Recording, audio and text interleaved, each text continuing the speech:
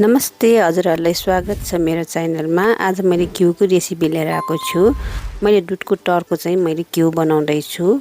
मैले दुध चाहिँ उमालेर पनि राखिसके। उमालेर राखेर मैले चिसो पार्नको लागि मैले फ्रिजमा एकछिन हालेको थिएँ।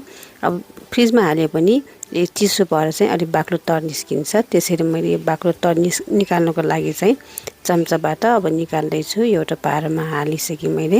यो चाहिँ 10 दिनको तर हो मेरो चाहिँ। अब यसरी मजाले चलाइदिनु होला चम्चाको सहायताले। ल हेर्नुस् त रेडी भयो। म यस्तो पारामा चाहिँ हाल्दै छु। मैले चाहिँ पारामा हालेर गर्दै छु किनभने मिक्सचरमा गरे पनि हुन्छ। मिक्सचर नभएकोले चाहिँ यस्तो पारामा राखेर गरे पनि हुन्छ। मैले चाहिँ यो पारामा राखेर गर्दै छु। यो सबै म अब खनाउँदै छु। ल हेर्नुस् त मैले खनाइ पनि सके। अब चाहिँ म चाहिँ चिसो पानी हाल्दै छु। सकेसम्म हजुरहरूले चाहिँ चिसो पानी नै हाल्नु होला। मैले चाहिँ चिसो पानी हालेको छु। पानी चाहिँ अलि धेरै मजाले कन्चुसी नगरिकन हाल्नु होला। अब यसलाई चाहिँ रेडी गरेर यस्तो बिर्को लगाएर चाहिँ हजुरहरूले मजाले कसेर एकदम मजाले हलाइदिनु होला। एकदम मजाले यसरी हलाउनु पर्छ। 10-15 मिनेटसम्म चाहिँ हलाइराख्नु पर्छ। ल हेर्नुस् त मेरो 10 मिनेट भयो। यतिको नौनी निस्केको छ। अब फेरि म 5 मिनेट जति यो आइस क्युब राखेर चाहिँ फेरि म 5 मिनेट यसरी नै हलाउँछु। यो आइस राख्यो भने चाहिँ यो नौनी र मही चाहिँ मजाले छुटिन्छ। अब यसरी नै मजाले हलाउँछु म चाहिँ 5 मिनेट जति। ल यो पनि रेडी भयो। अब म हजुरहरूलाई चाहिँ यो बिर्को निकालेर नौनी अब कतिको बनेछ देखाउँदै छु। ल हेर्नुस् त कति मजाको नौनी आएको छ। ल हेर्नुस् त अब म यसलाई चाहिँ निकाल्दै छु।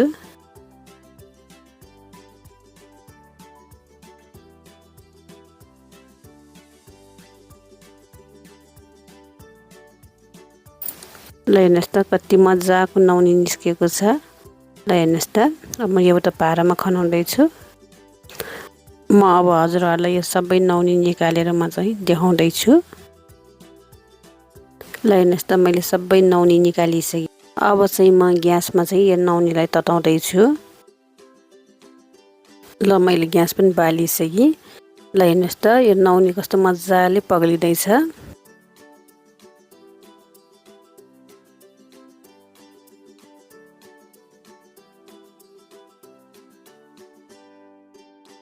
ल हेर्नुस् त अब मजाले फिज माथि माथि फिज आइरहेछ। तल तल तेल निस्केको छ। यसरी चम्चाको सहायताले यसरी मजाले यसरी चलाइदिनु होला। यो फिज उम्लेर फेरि तल झर्छ फेरि ग्यासमा लाग्छ। ल हेर्नुस् त कस्तो मजाले घिउ छोड्दैछ।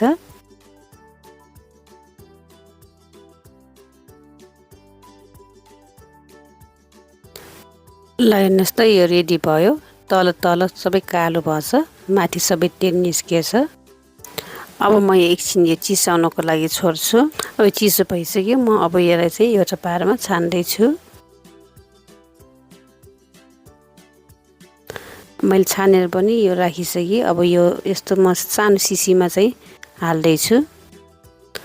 अब म चाहिँ हजुरहरूलाई चाहिँ यो जमेपछि चाहिँ हजुरहरूलाई चाहिँ यसको रिजल्ट देखाउँछु।